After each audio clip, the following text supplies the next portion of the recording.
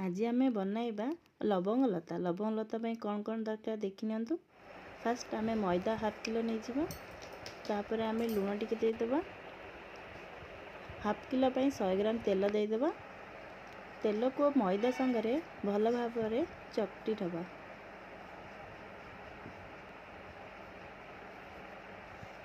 तापर आम ताको भल भाव मिसाई टिके चेक करनवा आमर मैदाटा तेल सहित मिसी ना नहीं। आम ताको गुड़ा कर देखा, जदि गुड़ा होची ताले आपनकर परफेक्ट डो बनी। तापर आम ऐड करनवा, पानी ऐड करनवा। पानी ऐड करिकी ताको अच्छा भल भाव गुंथी नवा।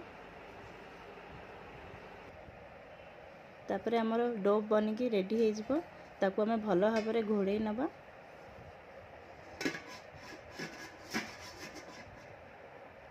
एपटे आम चीनी सिरा प्रस्तुत 2 ग्लास चीनी सहित 2 ग्लास पानी ऐड करनवा।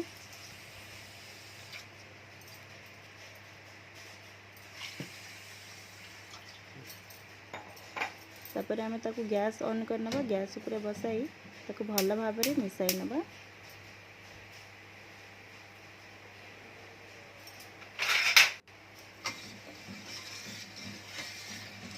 चीनीटा मेल्ट होला जाए आम ताको मिसौथिबा।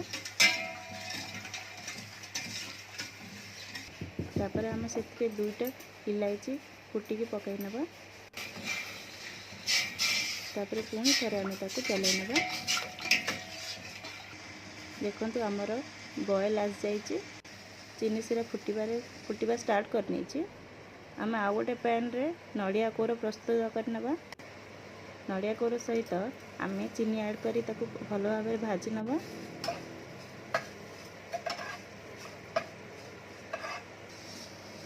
देखो आमर चीनी सिरा प्रस्तुत है नहीं चेक कर नवा।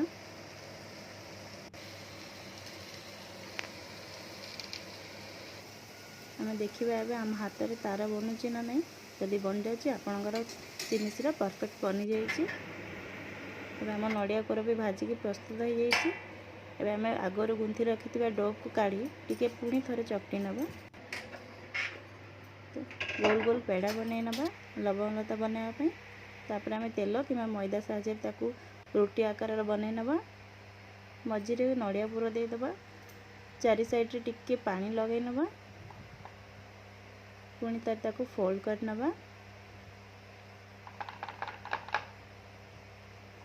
ताकू उठाई ताकू फोल्ड करी मझी को जॉइन करनवा। तापर जॉइंट रे गोटे लवंग लगे नवा। देखंतु मु आउ गोटे बे बनइबे। आपण माने ध्यान से देखंतु, देखिए पुणी थरे बनई नवा।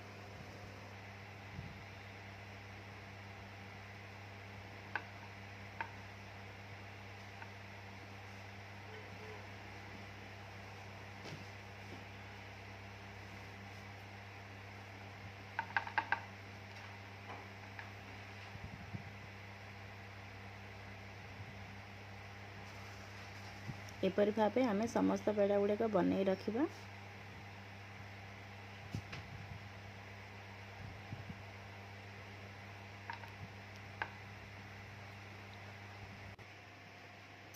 तापर आम देखो मैं सब गुड़ा बनई रखी। तापर आम तेल को हल्का गरम करनवा।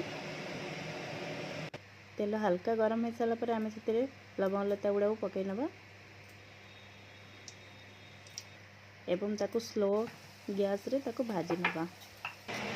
देखो गोल्डन फ्राई हो गला। हम ताको काढ़ी चीनी सिरा रे पकई दबा।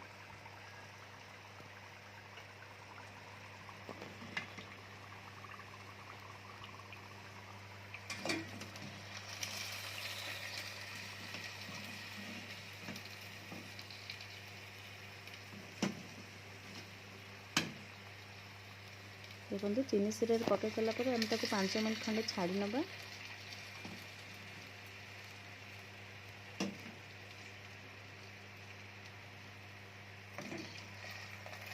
देखो पूरा बुड़ी सारा आम चीनी सिरा रे।